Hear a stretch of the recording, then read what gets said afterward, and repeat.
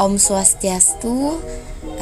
Baik, sebelumnya perkenalkan, nama saya Ida Ayu Putu Putri Santiana dengan NIM 22156440003. Hari ini saya akan mempresentasikan apa yang saya kerjakan pada saat mata kuliah komputer akuntansi.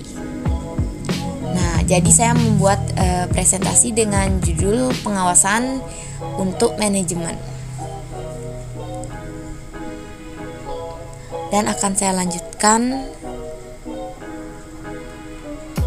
Nah, materi pembahasannya ada pengertian, prinsip, cara, jenis, dan alat-alat pengawasan. Selanjutnya ada pengertian fungsi pengawasan. Nah, di sini ada beberapa ahli yang mengemukakan fungsi dari pengawasan, yang diantaranya ada R. Lee Pisrong, Harold Schons, J.R. Terry. Ada 3 yang mengemukakan fungsi tersebut. Nah, dapat ditarik kesimpulan dari dapat mereka masing-masing. Proses yaitu pengawasan adalah proses agar rencana yang telah dibuat menjadi nyata. Dilihat dari 3 pernyataan ahli tersebut, pengawasan ada 3 proses, yaitu mengukur, menilai, dan mengkoreksi. Oke, untuk selanjutnya di sini ada prinsip pengawasan. Nah, di prinsip pengawasan ini ada pokoknya. Yang pertama adanya rencana, dan yang kedua adanya pemberian instruksi dan wewenang kepada bawahan. Nah, jadi dari prinsip pokok ini juga ada prinsip pendukung pengawasan. Yang pertama dapat merefleksikan sifat-sifat dan kebutuhan dari kegiatan yang harus diawasi. Yang kedua, segera melaporkan penyimpangan-penyimpangan. Yang ketiga, fleksibel dan tidak kaku. Yang keempat, dapat merefleksikan pola organisasi. Yang kelima, ekonomis. Yang keenam, dapat dimengerti. Dan yang terakhir, dapat menjamin diadakannya tindakan korektif. Baik, selanjutnya di sini ada cara pengawasan. Nah, di cara pengawasan ini ada 3, yaitu langsung, tidak langsung, dan kekecualian. Yang pertama akan saya jelaskan yang langsung dulu. Pengawasan yang dilakukan secara langsung oleh manajer secara pribadi. Jadi pengawasan langsung ini manajernya yang turun langsung ke karyawan-karyawannya untuk melihat dan untuk mengawasi kinerja para pekerjanya. Ada juga yang tidak langsung. Nah, pengawasan ini adalah pengawasan jarak jauh, bisa melalui laporan ataupun dari bawahannya si manajer. Yang ketiga ada kekecualian, pengawasan yang dikhususkan pada penyimpangan-penyimpangan yang luar biasa dari hasil atau standar yang diharapkan. Selanjutnya ada jenis-jenis pengawasan berdasarkan waktu. Jadi jenis-jenis pengawasan ini ada banyak banget, tapi yang saya jelaskan hanya yang berdasarkan waktu pengawasan.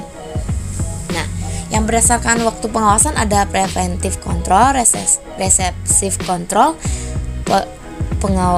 Pengawasan dilakukan tengah, pengawasan berkala, pengawasan mendadak. Nah, pengawasan yang dilakukan sebelum kegiatan dilaksanakan dengan maksud supaya tidak terjadi penyimpangan-penyimpangan itu pengawasan preventive control. Dan recessive control, pengawasan yang dilakukan setelah terjadi penyimpangan. Jadi seperti evaluasi setelah kerja. Yang ketiga ada pengawasan dilakukan di tengah proses penyimpangan terjadi. Dan yang keempat, pengawasan berkala, yaitu pengawasan biasanya dilakukan seminggu sekali, sebulan sekali, atau setahun sekali. Yang kelima ada pengawasan mendadak, yaitu pengawasan yang dilakukan secara mendadak. Baik, untuk Selanjutnya masih di jenis-jenis pengawasan, yang ini yang berdasarkan subjek pengawasan. Ada internal control, external control.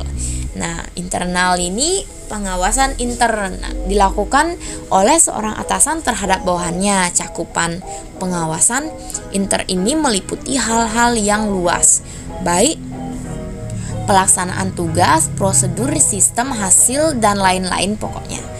Dan ada juga di internal ini ada audit kontrol, yaitu pengawasan intern atas masalah-masalah yang berkaitan dengan pembukuan perusahaan. Ini di bidang akunting ya.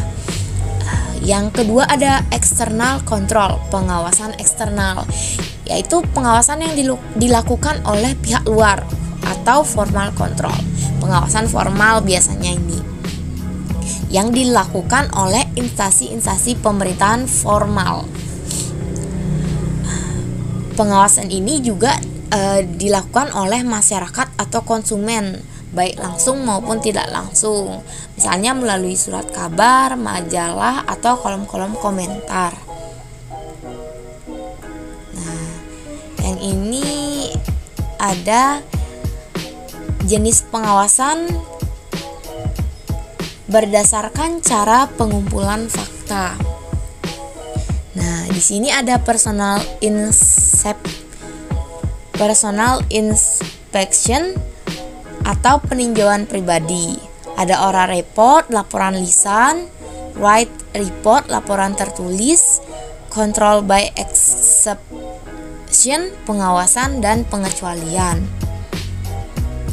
Nah, jadi akan saya bahas dulu yang pertama, ada personal inspection atau peninjauan pribadi. Dengan cara ini akan terjadi kontak langsung antara atasan dengan bawahannya, sehingga kesukaran yang ada di lapangan dapat diketahui langsung oleh atasan yang melakukan pengawasan. Yang kedua ada oral report atau laporan lisan. Pengawasan ini dilakukan dengan menerima laporan lisan dari karyawannya yang dilakukan dengan wawancara biasanya. Biasanya dalam wawancara ini terjadi bahwa ada bawahan atau pekerja yang takut diwawancarain karena rasa enggan dan rasa sungkan dan sebagainya. Dan ada juga written report, laporan tertulis. Laporan tertulis biasanya kurang dapat menggambarkan kejadian dan aktivitas secara menyeluruh, tapi kerap kali secara berlebihan. Dengan demikian sangat sulit untuk membedakan yang mana merupakan pendapat dan mana yang kenyataan. Dan written report ini biasanya pada perusahaan bisa dimanipulasi begitu. Dan control by exception, pengawasan dengan pengecualian, yaitu pengawasan yang bersifat istimewa dilakukan bila ada hal-hal yang mencurigakan supaya tidak diketahui oleh orang-orang. Di sini ada alat-alat pengawasan budget dan non budget.